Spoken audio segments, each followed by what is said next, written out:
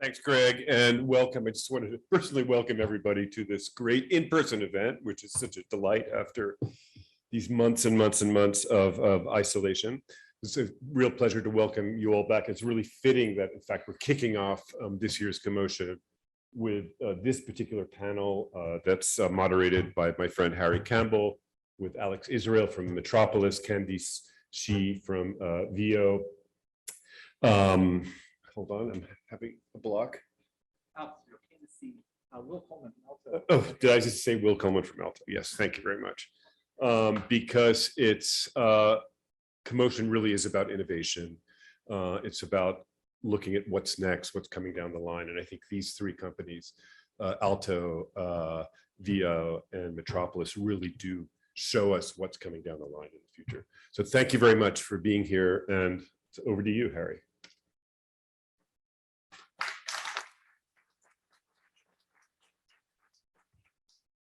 All right, welcome everyone, and we'll have our panelists take the stage, take a seat. Thanks for that intro, John. Definitely excited to be back at CoMotion, and as a native Los Angelino and someone living here, definitely excited for the 5th year, I believe, of CoMotion here in Los Angeles. I've been fortunate to attend each and every single event, and it seems like it gets better every year. I'm really excited for today's panel because not only do we have 3 great CEOs, but all of them are actually operating their businesses in Los Angeles too. Will, I think, and Candice are both operating here, and newer entrants. I think, Candice, you just launched here in Santa Monica. So we're going to have a really great discussion around everything going on with Newbility. I wanted to pass it over to the panelists just briefly to give a quick overview of their business and what they're up to in case we're not familiar. So Candice, would love to hear more about VO. Good afternoon, everyone. My name is Candice Xie. I'm the CEO and co-founder for VO. It's a pleasure to be here today. Very excited to kick off the CoMotion conference for the next 3 days. So VO, we are a micromobility provider that we provide scooter share and bike share service to cities across the nation. And our goal is to provide purposefully built vehicle and build like long-term partnership with the city we serve. And right now we are in more than 40 cities across the nation, including New York. And this year we launched in Long Beach, Santa Monica, and we are still planning to expand this greater LA region as well.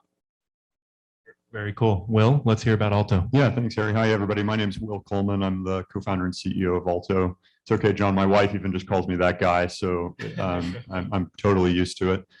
At Alto, well, Alto means elevated, and what we're doing at Alto is trying to elevate the experience in rideshare for both passengers and drivers by creating a safer, more consistent, hospitality-focused experience on the road for both our passengers and our drivers. The way we do that is by having a dedicated fleet of vehicles that we own and control. We provide those to drivers so that we can ensure that the vehicle itself is a safe, well-maintained, high-quality experience.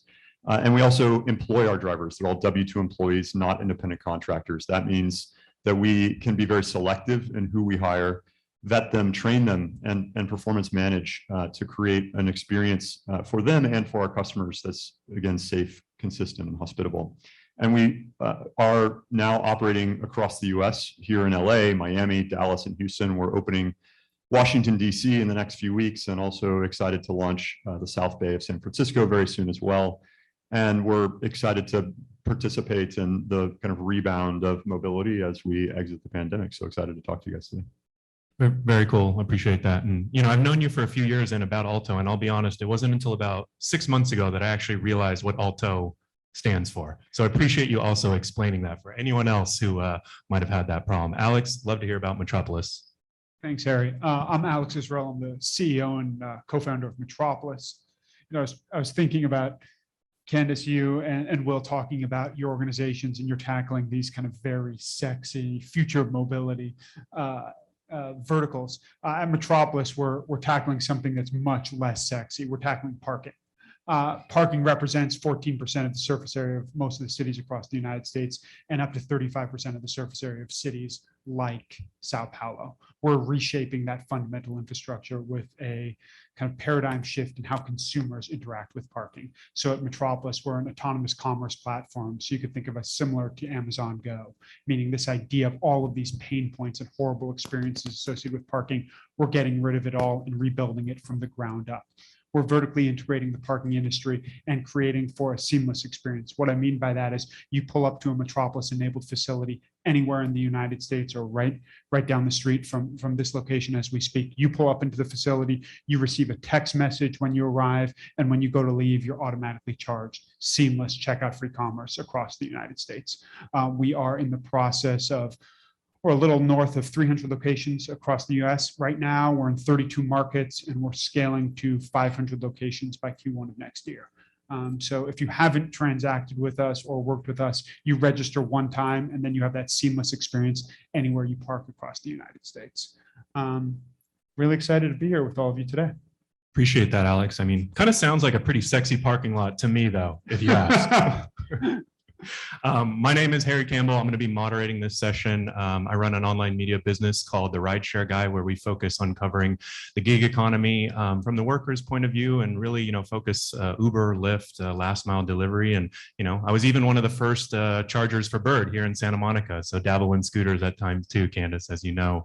So really excited to hear from the three of you. And, I know that this, sort of day and kicking off CoMotion, we have a lot of talk around fundraising and the new mobility challenge later, where we're going to see some really cool startups. Will, I want to start with you because you guys recently announced, I believe it was a $45 million Series B. And I'm curious what that process was like for you, especially as a ride hail company, kind of coming out. I don't know if coming out of COVID is the right word, but at some stage of COVID, you did raise quite a significant sum. So congrats on that. And I would just love to know kind of what the process was like, how easy or difficult was it for you? And, tell us more.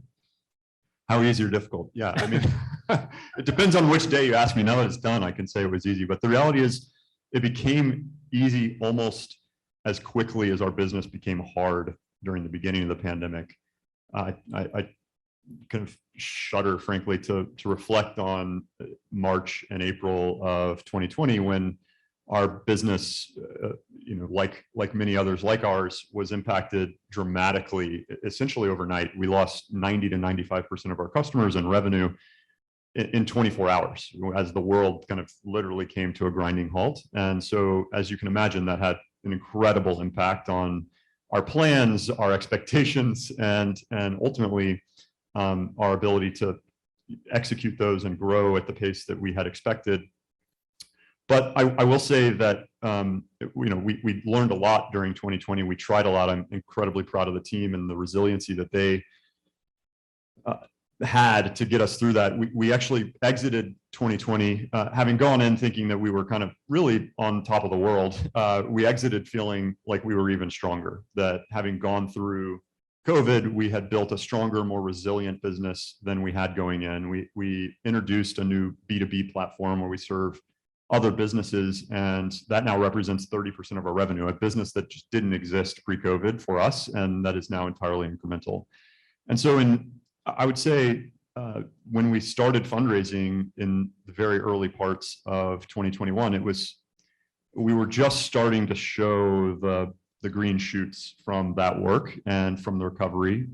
And then we saw a winter surge in COVID cases. There was kind of clarity, but then uncertainty. But it was in, I would say, February, March timeframe when we were in the depths of these conversations that we started to see the industry change again, almost as quickly, not quite, but almost as quickly as it had diminished. People finally starting to say, I'm ready to get out again. There was a set of winter storms in Texas that really shut down much of the state. Electricity was out for days. It was really impactful. Uber and Lyft and DoorDash and Instacart actually closed in Dallas and Houston for several days. And our model allowed us to stay open because we employ our drivers, because we have the vehicles, we were able to provide a safe SUV for people to operate. We were taking that risk instead of passing it on to drivers. And we were able to serve our customers during a really time of need that many hadn't experienced in quite some time. And that was a pivotal moment for us because we acquired more customers during that week in Texas than we had for the entire year previously.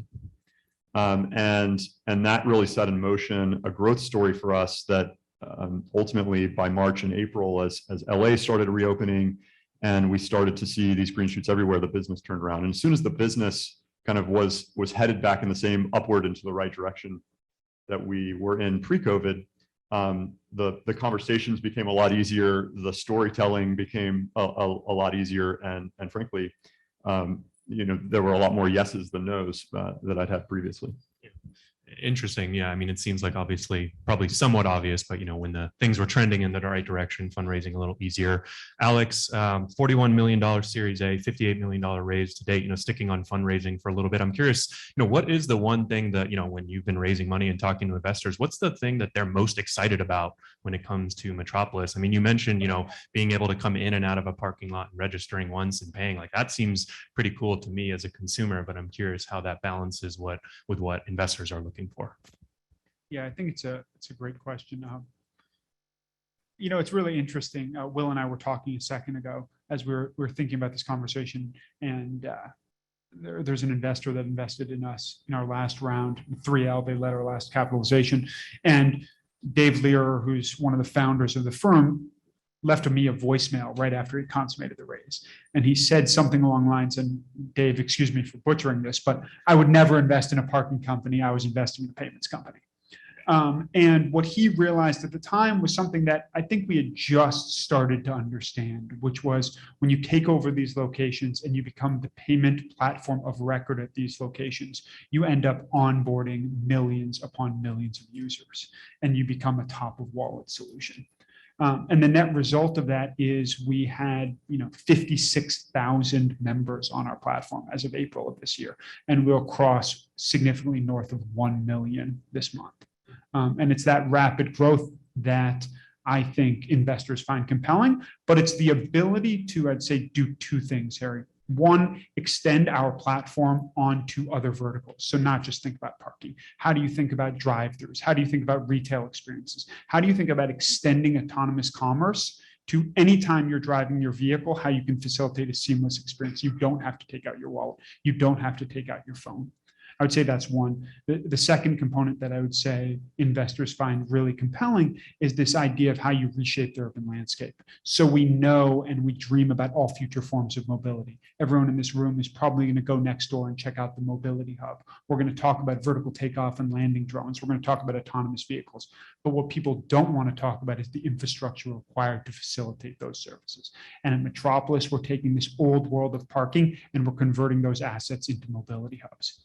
Well, and I think one of the things that's interesting is a lot of these forward-looking mobility, services, right? Whether it's VTOL or a lot of these, right? They're building infrastructure for the future. But I mean, right now, parking is here right now, right? To be honest, right? I mean, obviously a lot of folks, I'm sure here know all the stats around, car ownership and, the average family having more than 2 cars, things like that, right? That are sort of the bane of existence for a lot of folks in the transportation space. But I mean, it seems like to me, you're able to rack up a lot of those customers. You mentioned talking about other verticals. When you have all of these parking customers, basically, what is one thing that you can leverage that into? If you've got all of these users that are now using Metropolis and you have them as your customer base, is there another thing you can do with them other than, making parking really easy for them? Yeah, you can think of, Harry, extending the user experience into any form of commerce that takes place in a vehicle. You can think about gas. You can think about car wash. You can think of you're going to your local drugstore, your local market, instead of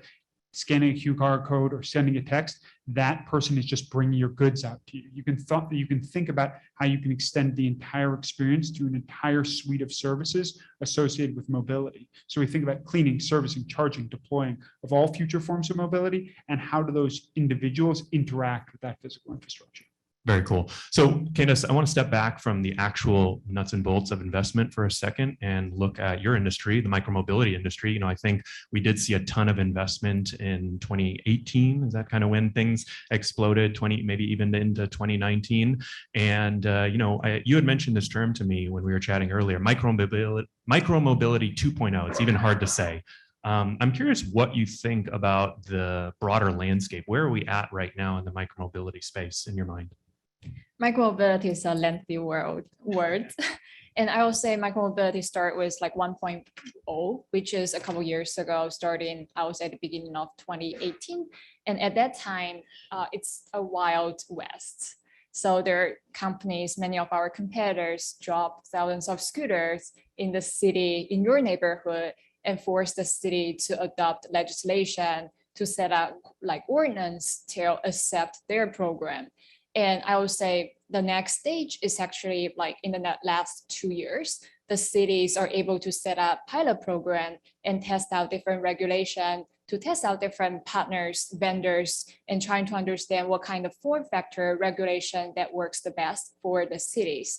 And I would say right now we're entering into the micromobility 2.0 because in the last 2 years, especially with a lot of vendors come and go, and as people are trying to figure out and perfecting their business model, we do see more cities, they're getting more serious and understand the core, like what type of vendors they need to choose in order to partner with them and how we can build the future together. So I think the next phase, we are very excited because that is something VO has been built for the last 4 years.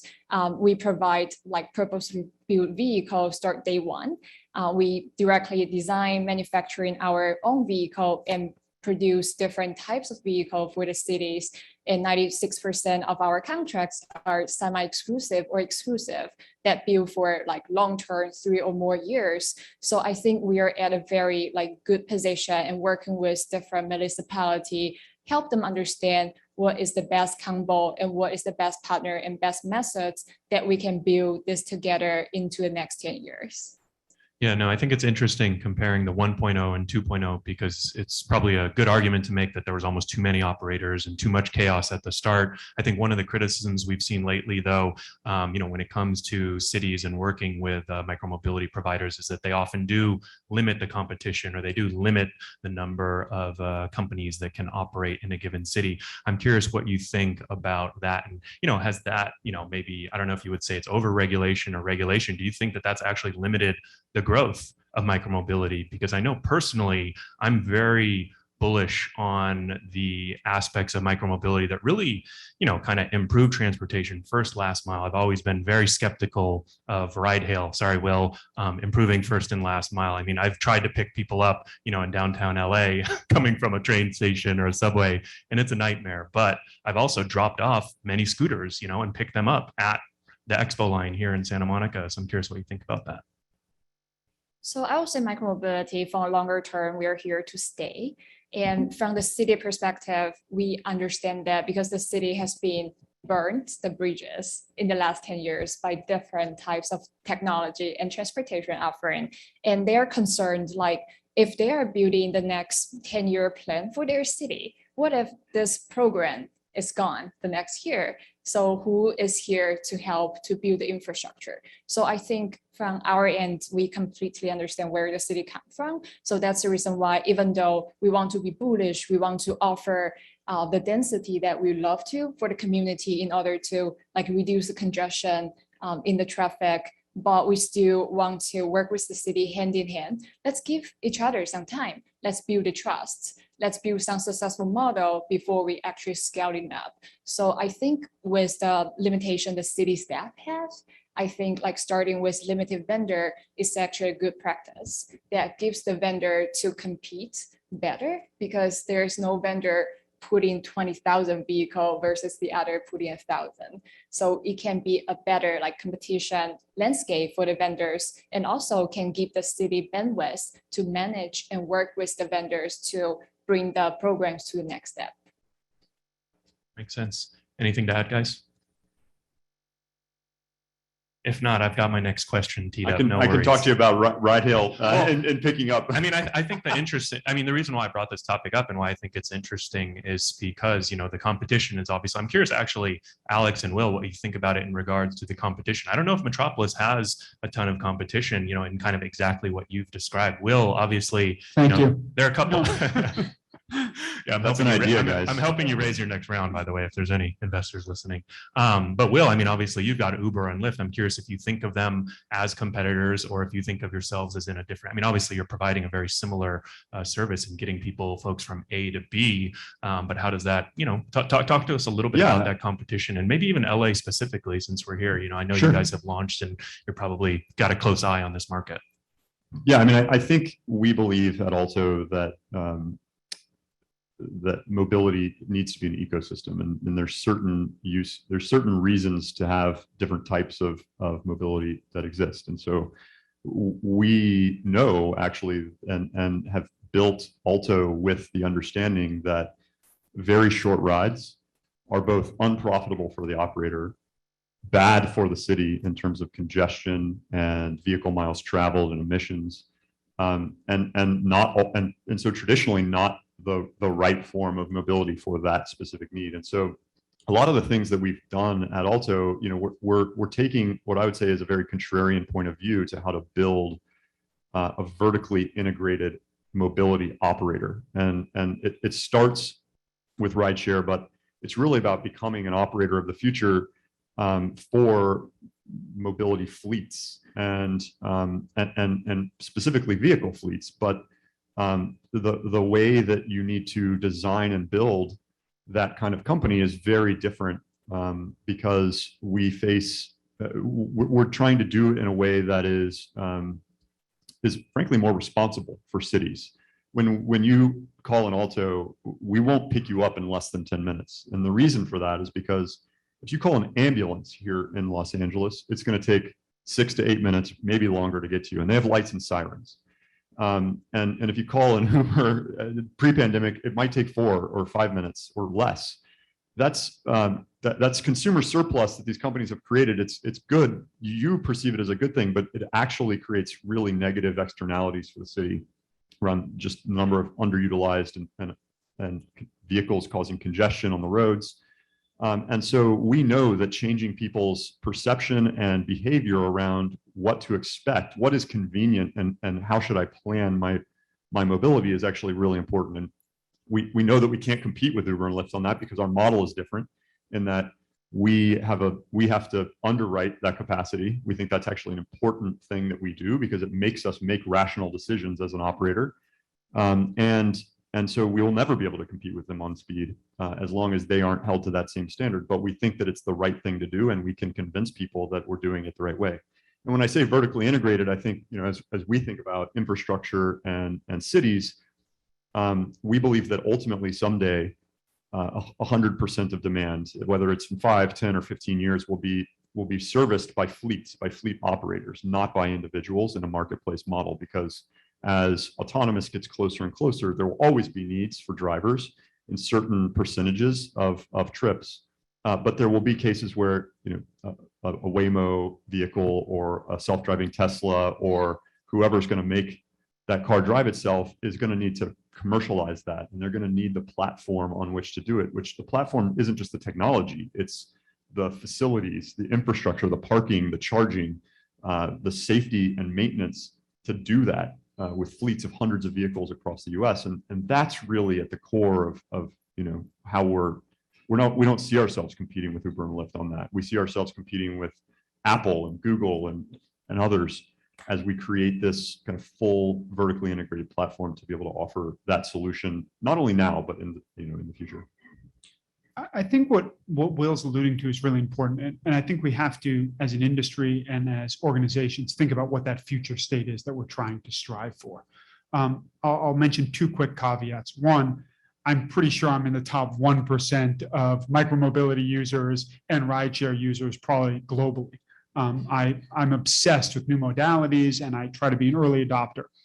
First kind of nuance. Second nuance is, I think it's important to also remember the definition of the word mobility, the free and easy movement of people, goods, and services, and then to think about Los Angeles. There is no free and easy movement of people, goods, and services in Los Angeles. This city slams to a standstill. In order to get here today, I took the 405 to the 10 to the 101, parked in a Metropolis location, got on a bird scooter and made it over here.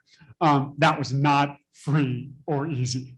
But what I think is also important to remember is that, and Will, correct me if I'm wrong, rideshare represents less than 1% of trips taken in the United States right now. It's just getting started. It's all upside from here. That being said, how do we conquer the next 99%? So for us, we think about parking because most of the time at the end or beginning of a trip, there is a parking session. And right now we know that 30% of urban congestion is caused by people circling the block looking for parking. So that first step for us is tackling parking both in the short run for consumers today and the long run for fleets, as Will was alluding to. But I think we also need to be honest with ourselves that we're just getting started. Right now, cities are relatively immobile. There are transportation deserts. People can't get seamlessly from here to there. And it's a significant problem both facing our city and the economy as a whole. Well, and I think ride hail has gotten in a lot of trouble because of the congestion that they're causing, because they're circling the block. And I think one of the things that I often push back is that if I'm a driver, I've got nowhere to park. I've got nowhere to go. So I'm curious, Alex, how do you think about these other areas of new mobility, whether it's ride hail, whether it's scooters? And I mean, are they competing with what you're offering? Because you kind of want as many people like doing what you did today, right? Parking in a Metropolis lot, or how do you think about these other, areas of new mobility? Obviously there's, you could imagine a partnership where you let Uber and Lyft drivers park at your, parking lots. And I'm sure that that's somewhere on the product roadmap, but what are the priorities at your company right now? Yeah, I mean, I think it's interesting to think about myself as a consumer. I was pre-COVID, I got rid of my car. I use rideshare to get everywhere, or micromobility to get everywhere.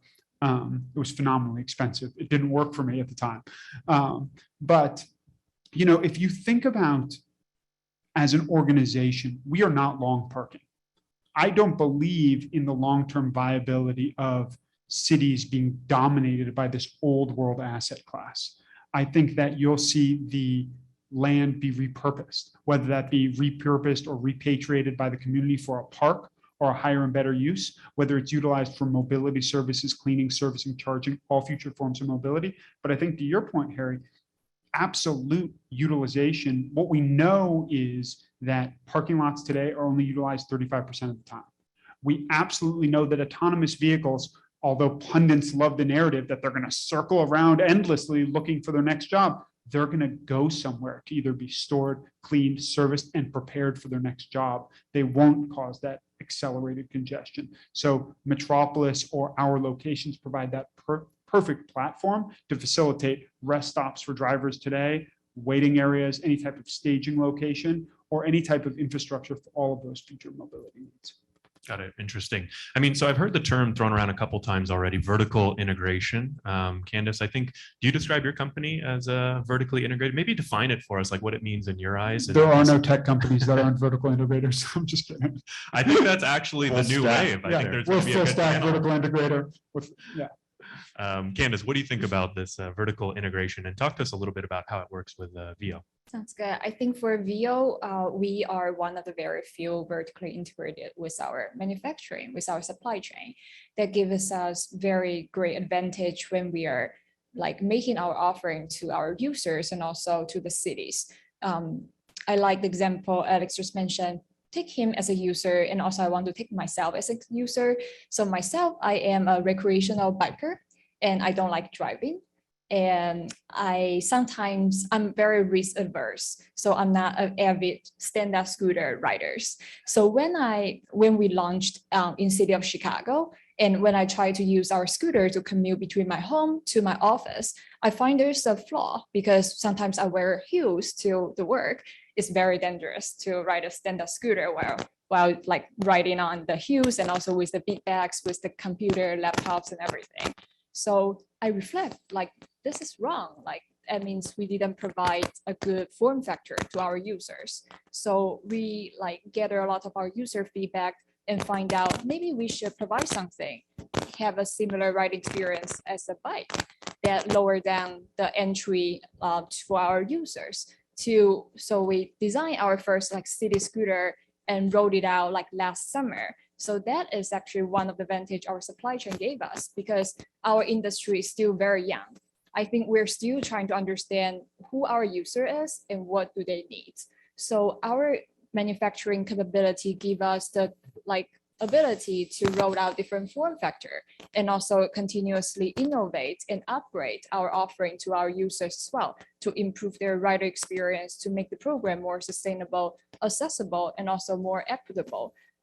Just for this year, one features we upgrade on our standard scooter is actually turn light signal, because we also find out it's very difficult to do hand gesture to signal the drivers in the back to tell them what your intention is when you're riding the scooter. So that's the reason why we put our turn light signal to our tail light and hoping to improve our rider experience for our users. So that is one of the benefit our vertical integration gave us. Yeah, so I think especially in the micromobility area, I mean, I guess one thing that I would push back on is there that much that you can distinguish on with a scooter? I think that you might be one of the first companies to add turn signals, but I'm sure that once another company sees it, they say, wow, that's a great idea. Let me copy it in my next product.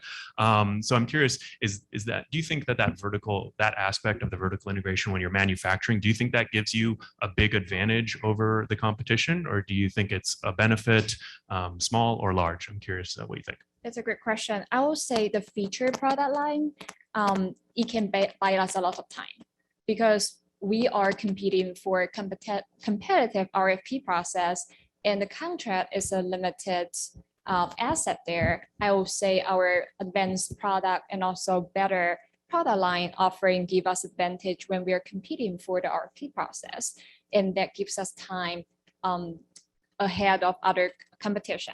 But on the other hand, that also provide us a better unit economics because we have the control over our costs, the timing of delivery, and also that means we don't need to raise a lot of money and put the $50 million out to purchase a lot of scooter and put it in the warehouse and ready to deploy.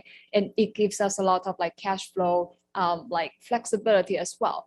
And the other example I'll share is that we do have the tariff wall between the Asia and also US, but because of our manufacturing capability, we are able to set up plane in Europe, in Southeast Asia, that also can help us to lower down our costs. So not only is the product side, but also it's on the financial sound business practice side. Got it. Interesting.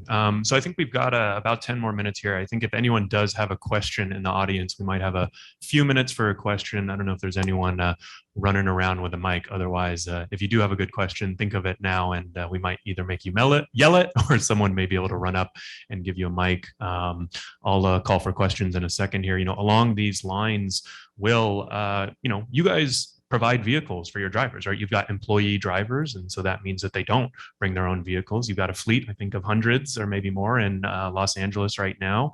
And I'm curious, how does it work when you're buying these vehicles? Are you financing them, or let's dig in? How do the actual mechanics of providing these vehicles work? Because so cars are expensive, right? Yeah, cars are expensive, but they're actually oftentimes kind of the red herring because they're much less expensive than drivers.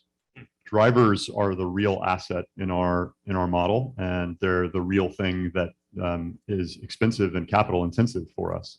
But I think that's where we believe that this the assertion that mobility can be asset light and that technology companies can kind of aggregate this demand and create and have the profits rise to the top just doesn't jive with the long-term history of what transportation and logistics has always been, whether it's parking facilities or vehicles or the human capital associated with piloting or driving or attending to those vehicles. Transportation, logistics, hospitality has and likely always will be a very capital intensive and asset intensive business. And so you can define exactly where you want to start and end in vertical integration, all the way up to components or manufacturing, to ownership, to overlaying a set of technology. But what we believe is that you need to build an economic model that everybody in that chain has to be able to sustain themselves at some point. And so as an operator, what we do is try to create efficiencies of scale by owning. We can buy cars and sell cars much more efficiently than you can individually as a driver. So I get a much bigger discount. I also can maintain that vehicle. I can acquire insurance and maintenance and fuel and charging much better than you could as an individual. And I can create real economies of scale to then make my operation more efficient and create better economics for my business as an operator, which then allows me to offer better pricing, but also, create a sustainable business that actually works over the long term. And so I think that's how we feel about vertical integration, is finding those points. We're not going to, we actually believe explicitly not in manufacturing, because it's super expensive. It's going to take billions of dollars to make a car drive itself. We're going to let somebody else do that, and create that technology. And then we are building a portion of that platform to commercialize that product once it's ready to go.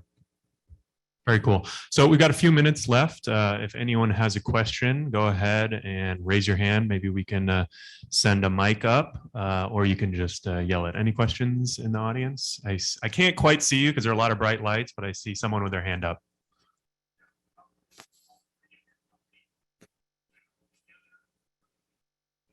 Okay.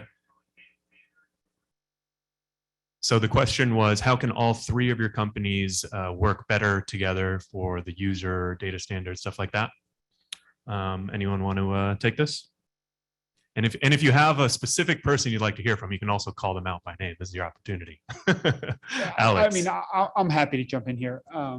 I don't think the first thing we'd target is data standards. For me, it would be a fundamental question of infrastructure, meaning how can we form relationships with Candice and Will? We know that our infrastructure right now is only utilized 35% of the time. How do we find higher and better use? So how do we expose that inventory in real time to Will's drivers, Will's fleets, Will's operations, and how do we do the same thing with Candice? How do we facilitate designated pickup and drop-off zones for scooters? How do we designate specific staging areas? I think there's a tremendous opportunity for collaboration between our three respective organizations.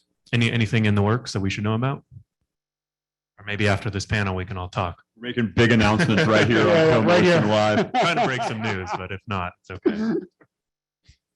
I agree totally with that. I think it doesn't always have to be directly for the consumer in order to create consumer benefit. And so a lot of the things that we do in partnership with other asset owners or with parking operators, whoever it might be, other fleet owners, we do that in the background as a way to create better working solutions and to make our operations more efficient for cities, and then ultimately have that kind of trickle down to individual consumers.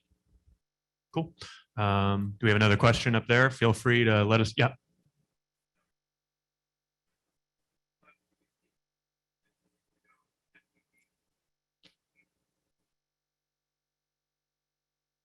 Cool. So the question is for Will, and it's asking, what's the rationale behind the decision to go SUV only in the fleet of Alto vehicles? And is there any decision to go to other vehicles? Was that perfect? Yeah, so we started with the fleet that we have, which is both internal combustion engine and SUV for two primary reasons. The first is safety, which is that we really wanted to find the safest vehicle for our drivers and for our passengers. Our cars are 5-star crash rated in the driver compartment and in the passenger compartment from the front, rear, and sides. And so everything we do starts with that safety mindset, but it's also in having and offering a consistent fleet, which is a big part of our brand, and in building that consumer awareness around that consistency. Having a mid-sized SUV that can serve a bunch of different use cases, from 1 passenger to 5 passengers, from airport rides to date nights, is really important to be able to solve all of those use cases. But it's not necessarily the vision for the future. We know that electric is the future, and that now that we have better availability of electric products and that we can invest behind the infrastructure to support those, that we're going to be moving to a fully electric fleet by the end of 2023, which we've announced before. And we're really close to making some big announcements on the specific vehicle types that we're going to be doing there. And in that transition, as we've built this brand around consistency, we also now understand better what really matters to consumers and what parts of that journey need to be absolutely consistent every time, and which ones can be different, and which people might want to make selections on. And so I think you'll see, as we continue to expand and grow, not only a transition to electric, but a transition to a more diverse set of vehicles that are still offering that consistent experience in every single ride, still very safe, but that give people a choice around, what they need for their specific use case. Yeah, and I think it's interesting adding on to the EV point. You mentioned 2023 as your goal for an EV fleet. Uber has announced a 2040 goal for EV fleet.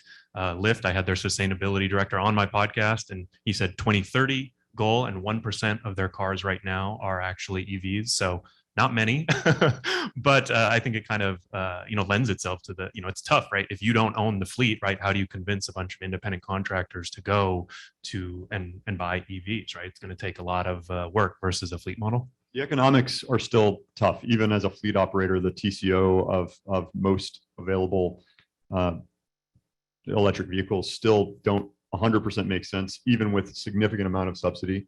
But we know it's definitely coming, and the costs are changing. We also can solve the chicken and egg problem of this infrastructure, whether it's through partnerships or by ourselves, of creating these spaces where we bring electric and charging infrastructure to bear, so that there aren't enough EVs on the road today, mostly because there isn't enough infrastructure, and there's not enough infrastructure because it really doesn't make sense to put down an electric charger today where you have 8% or less utilization, not even the 35% that you see in a parking garage, right? And so it's really tough for investors to underwrite that investment. But what we can do is bring both of those to bear together. We can invest in the chargers, and we can put utilization on those chargers with our own fleet, creating 50, 60% utilization just from ourselves. And then through partnerships or with others, we can actually incrementally make that even more attractive for investors, which is how we're going to be able to move so much more quickly from 100% internal combustion to 100% electric in what might otherwise take a really, really long time.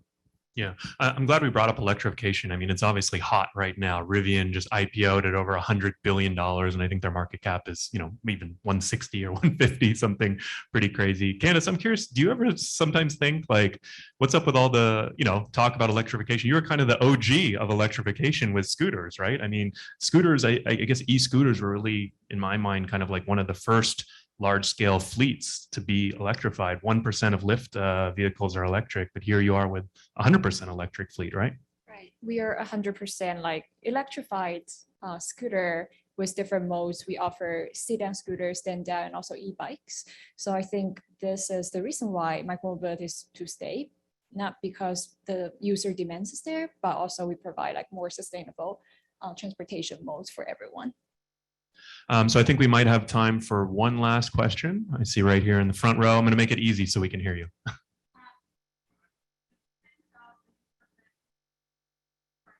Yep, that was you.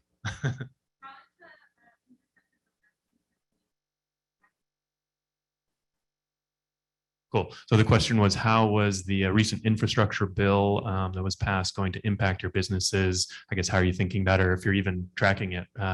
Alex, we haven't heard from you in a while, so you want to start with this one? I'm known to not talk much. Look, for us, it will have a profound impact. I mean, it's wonderful to see a greater investment in fundamental infrastructure. And for us as an organization, as we think about as our core, we are an artificial intelligence platform, but at our core, we are also an infrastructure provider. And as we think about how cities will be reshaped into the future, we think about how we can utilize those governmental resources to actually facilitate or accelerate those processes. So it's absolutely, I think, going to have a massive impact on my business, but also the businesses of everyone on this stage.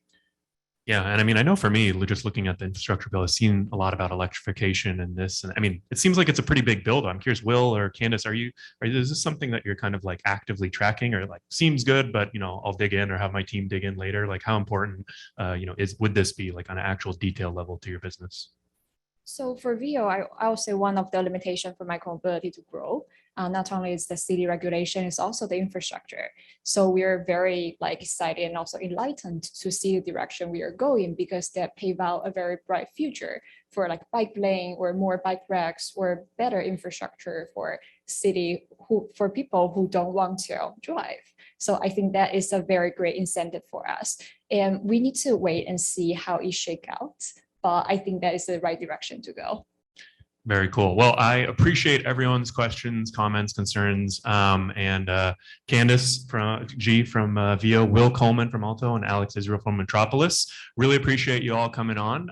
We've got a great day of programming lined up. I think our next panel here is Financing Mobility's Future, moderated by our friends from .LA, Sam Adams. We've got the New Mobility Challenge later, and I think there might even be a happy hour or something like that later, which I'll be looking forward to. So really appreciate all of our panelists. Let's give them a round of applause.